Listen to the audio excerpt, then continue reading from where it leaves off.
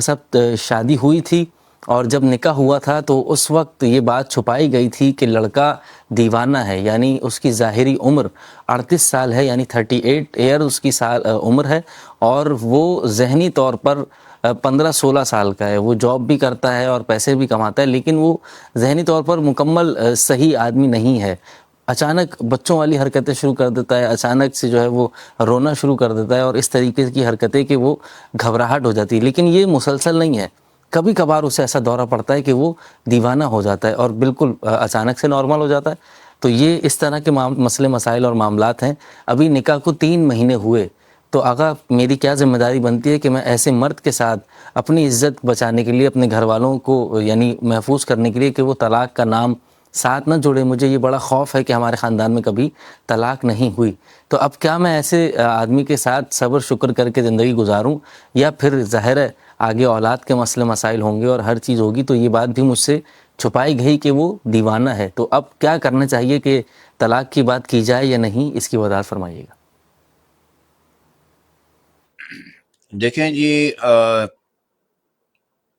نکاح کے بعد جو علیحدگی ہوتی ہے اس کی 2 صورتیں ہوتی ہیں، یعنی 2 طریقے سے جو ہے وہ یہ میاں بیوی علیحدہ ہو سکتے ہیں۔ ایک تو طلاق ہے کہ شوہر جو ہے بیوی کو طلاق دے دے اپنی مرضی سے، یا بعض اوقات جیسے ہم گزشتہ پروگراموں میں بیان کر چکے، حاکم شرع کو یہ اختیارات مل جاتے ہیں کہ وہ اس کو فارغ کرے۔ ایک یہ طریقہ ہے، اور دوسرا جو ہے وہ فسخ کا ہے۔ فسخ میں صیغہ طلاق جاری نہیں کیے جاتے، وہ صورتیں جو ہے نا وہ مختلف ہیں۔ بعض اوقات نکاح کو فسخ کرنے، یعنی طلاق کے صیغے جاری کیے بغیر نکاح کو توڑنا جو ہے کا جو عمل ہے اس کو فسخ کہتے ہیں۔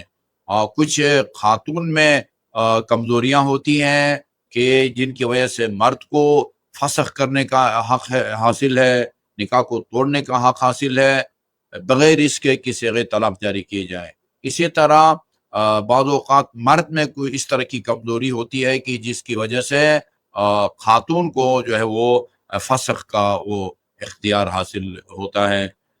تو یہ اور جہاں جہاں خاتون کو توڑنے کا یا فسخ کرنے کے اختیار حاصل ہے، وہ دھوکہ دہی ہے۔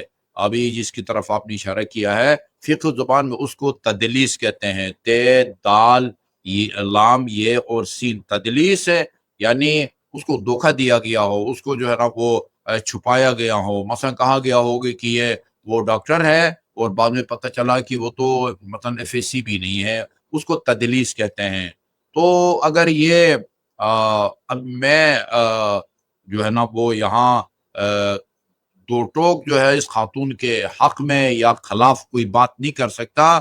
میں ایک جنرل بات، ایک فارمولہ بیان کرتا ہوں۔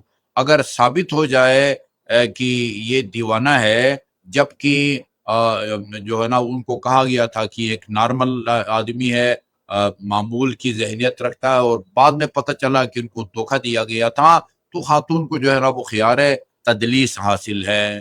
لیکن اب یہ کون فیصلہ کرے واقعا یہ اپنے دوام میں سچی ہے نہیں ہے، اس کی حالت پہلے کچھ تھی بعد میں کچھ ہے، یا اصل بات کوئی اور تھی اور اس سے چھپائی گئی ہے، یہ پھر ہے نا وہ قریب جو لوگ حالات سے واقف ہیں وہی جو ہے نا وہ فیصلہ کر سکتے ہیں۔ میں تو اصولی طور پر ایک بات کرتا ہوں کہ اگر تدلیس ثابت ہو جائے کہ اس کو دھوکہ دیا گیا ہے، یہ دیوانہ تھا، اور اس کو ایک نارمل جو ہے وہ صحت مند ظاہر کر کے اور اس کی بیس پر شادی ہوئی تھی، تو پھر اس کو خیر تدلیس حاصل ہے۔ لیکن یہ ثابت کرنا جو ہے یہ پھر جو ہے نا ظاہر ہے وہ لڑکی یا وہ لڑکی کے سرپرستوں کی ذمہ داری ہے۔ ہم تو ایک جنرل بات کر سکتے ہیں جی۔